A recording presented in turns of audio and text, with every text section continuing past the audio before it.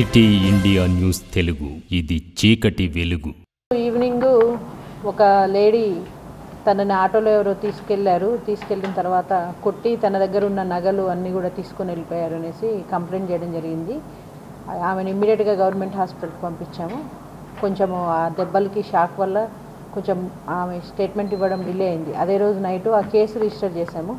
ఆమె చెప్పడం ఏంటంటే, మనకు టీడీ గుట్ట దగ్గర లేబర్ అడ్డా ఉంది, అక్కడ ఒక ఆటోలో ఒక ఇద్దరు మగ మనుషులు ఒక ఆడ మనిషి వచ్చేసి ఫలానా చోట పని ఉంది రూరల్ లిమిట్స్లో జడ్చెల్ల సైడు రమ్మని చెప్తే ఈమెను ఇంకొక ఆమె వాళ్ళిద్దరు రిలేటివ్స్, ఇద్దరు లేడీస్ విక్టిమ్స్ కూడా, వాళ్ళిద్దరు కూడా అదే ఆటోలో ఎక్కి వెళ్ళారు. వాళ్ళని జడ్చెల్ల వైపు అంటే మయూరు పార్క్ వైపు లోపలికి తీసుకెళ్ళి ఆ పొదల్లోకి వాళ్ళిద్దరిని కూడా కొట్టి వాళ్ళకి కాళ్ళకున్న కడియాలు, ఆ బంగారు గుండ్లు, పుస్తల తాడుకి సంబంధించినవి, చెవి పోగులు తీసేసుకొని వెళ్ళిపోయారు. ఇద్దరు లేడీస్లో ఒక ఆమె కొంచెం బెటర్గా ఉండే ఆమె ఇంటికి వెళ్ళిపోవడం జరిగింది. ఎవరికైతే కొంచెం గాయాలు ఎక్కువైనాయో ఆమె ఇమీడియట్గా హాస్పిటల్లో జాయిన్ అయింది. వెరీ నెక్స్ట్ డే మళ్ళీ మనకు సేమ్ కంప్లైంట్ రావడం జరిగింది.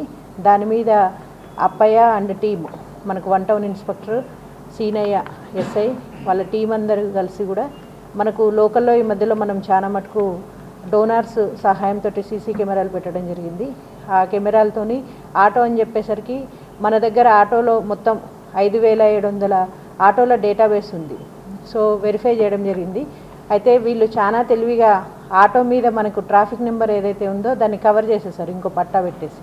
సో ఆ నెంబర్ కూడా కనబడలేదు, బట్ దాన్ని చేంజ్ చేసుకుంటూ వెళ్ళారు. ప్రతి పాయింట్లో కూడా వెరిఫై చేసుకుంటూ ఆ ఆటో ట్రేస్ చేయడం జరిగింది.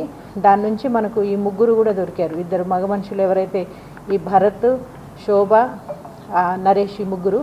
ఫస్ట్ అఫెన్స్ వచ్చి ముగ్గురు కలిసి చేశారు. రెండో అఫెన్స్ మాత్రం ఈ నరేష్ అనే అతను ఒక్కడే చేశాడు. ఇంకా ఏమున్నాయేమో చూడాల్సింది. ఈరోజు అరెస్ట్ చూపిస్తున్నాము.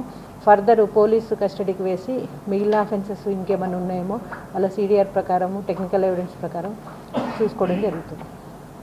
అయితే ప్రజలకి అప్పీల్ చేసేది ఏంటంటే, మన దగ్గర మహబూబ్నగర్లో కంప్లీట్గా ఆటోలది డేటాబేస్ ఉంది.